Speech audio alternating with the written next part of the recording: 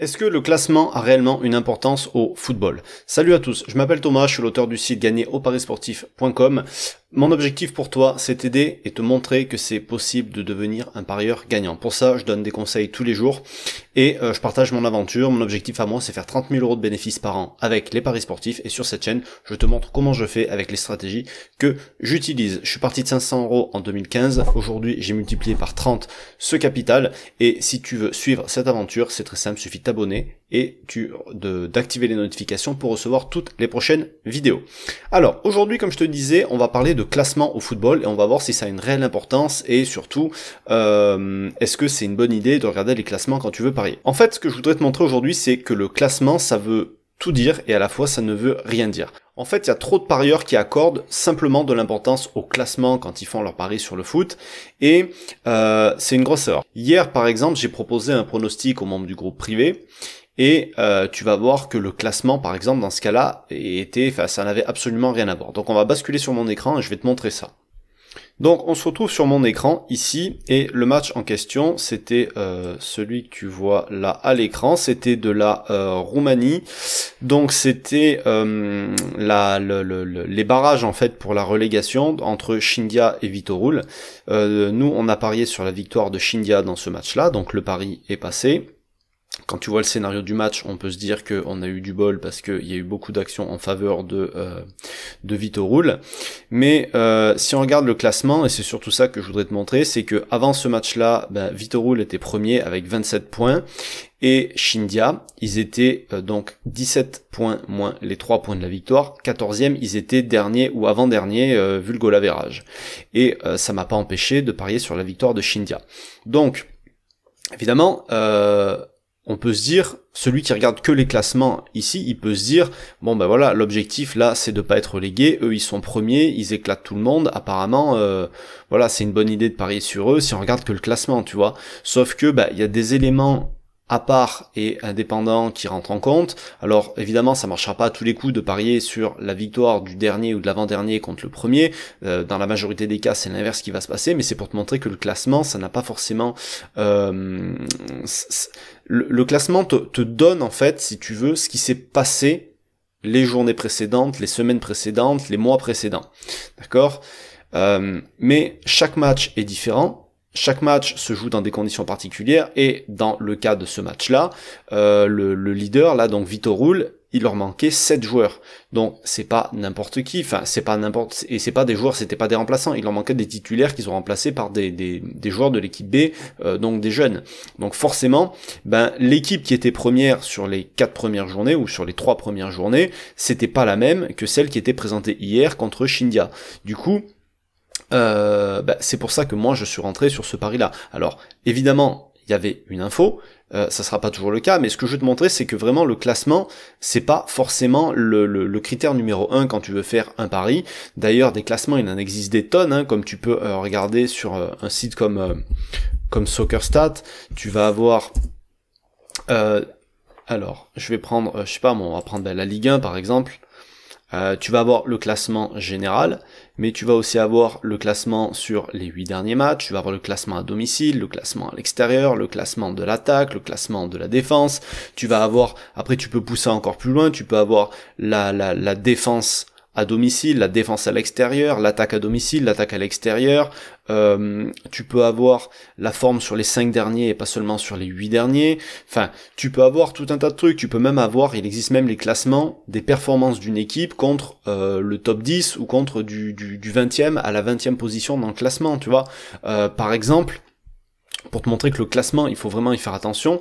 J'ai un truc que j'avais gardé en tête, c'est sur la saison 2015-2016 en Espagne, on voit que Séville finit 7e au classement, donc 7e c'est pas dégueulasse quand même, je sais pas s'ils ont été européens ou pas cette année-là, mais peu importe, c'est pour te montrer que dans les résultats, regarde, si tu regardes les résultats qu'ils ont eu, ils ont quasiment gagné tous leurs matchs à domicile et ils ont fait 0 victoire à l'extérieur.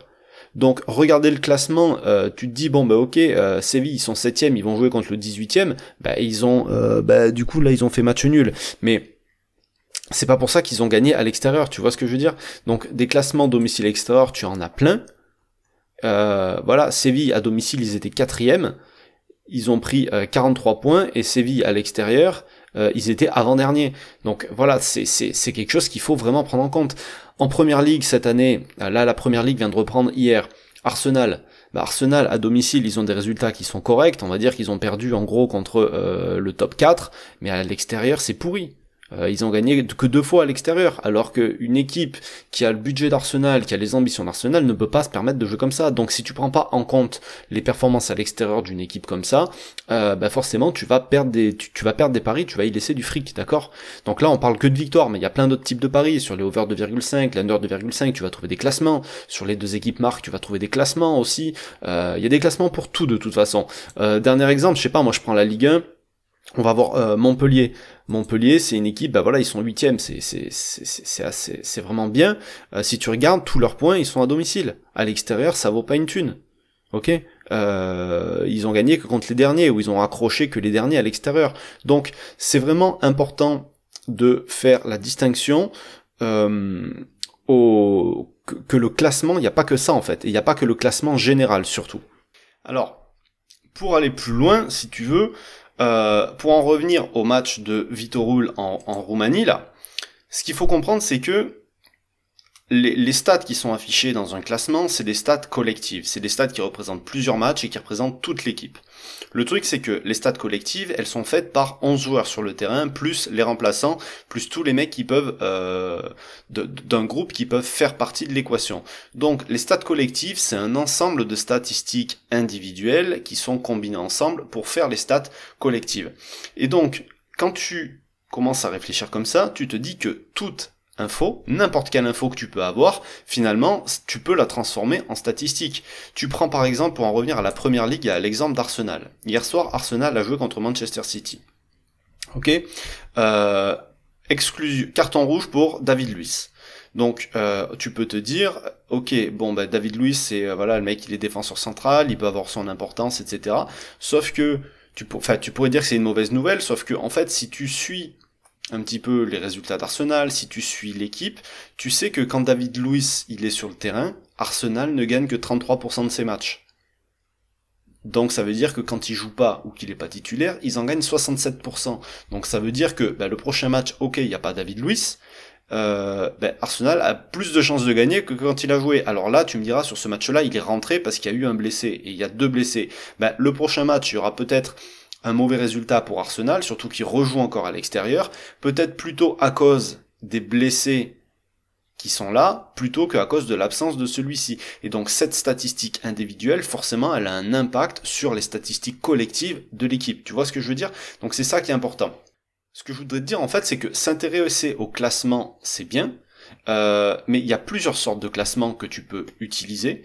Ce qu'il faut, c'est s'intéresser aux statistiques globales d'une manière générale, d'accord? Tu peux pas prendre une seule statistique, sauf évidemment si tu fais un type de pari très particulier, là tu vas pouvoir. Mais si tu veux parier sur des victoires d'équipe, tu peux pas te contenter de regarder le classement général, parce que tu prends Lyon par exemple, Lyon en Ligue 1 encore une fois, avec Depay, sans Depay, c'est pas la même. Vu que ça fait 3 mois qu'il est blessé, maintenant ça fait 6 mois qu'il est blessé, forcément les résultats de Lyon avec lui et sans lui, c'était pas les mêmes. Si t'enlèves Aouar, tu vas encore enlever autre chose. Si tu mets pas Lopez au cage, il va encore se passer un truc. Si tu mets, je sais plus comment s'appelle le défenseur, le blond, le défenseur central, Christensen ou je sais plus, je me rappelle plus, je crois que c'est ça son nom.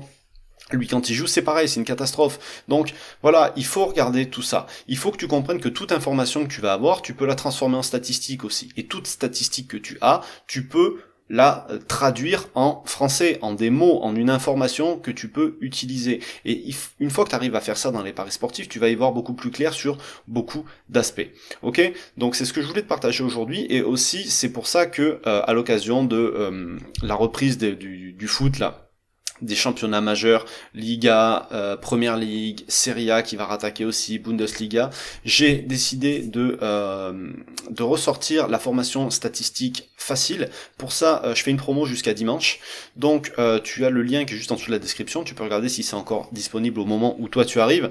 Et en gros, ce que tu vas retrouver là-dedans, c'est ça va t'aider à comprendre l'importance des statistiques dans les paris sportifs. Ça va te montrer comment les déchiffrer et comment les utiliser, comment faire le rapport entre certaines statistiques et les pronostics possibles que tu vas pouvoir faire en fait derrière ou ne pas faire. Tu vas aussi voir comment utiliser ces statistiques pour tes paris sportifs, parce que des stats, il y en a des tas. Là, on a parlé que de classement, mais tu vas en avoir plein. Tu vas avoir des stats sur les buts, tu vas avoir des stats sur les joueurs, tu vas avoir des stats sur les défenses, tu vas avoir des stats sur les attaques, sur les tirs, tu vas avoir des stats sur les compositions d'équipe, sur les systèmes de jeu. Enfin, c'est varié, c'est vaste, et on peut pas tout utiliser. Donc au bout d'un moment, il faut que tu saches tout ce qu'il y a, il faut que tu saches ce que tu peux utiliser pour toi, tes paris, etc.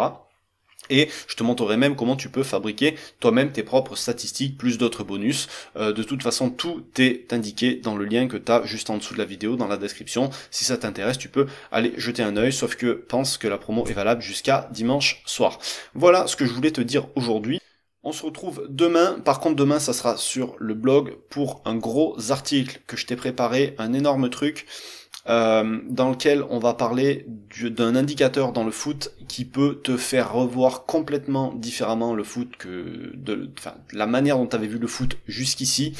Ça peut vraiment changer ta manière de voir les résultats des matchs, les résultats de tes paris, et t'apporter beaucoup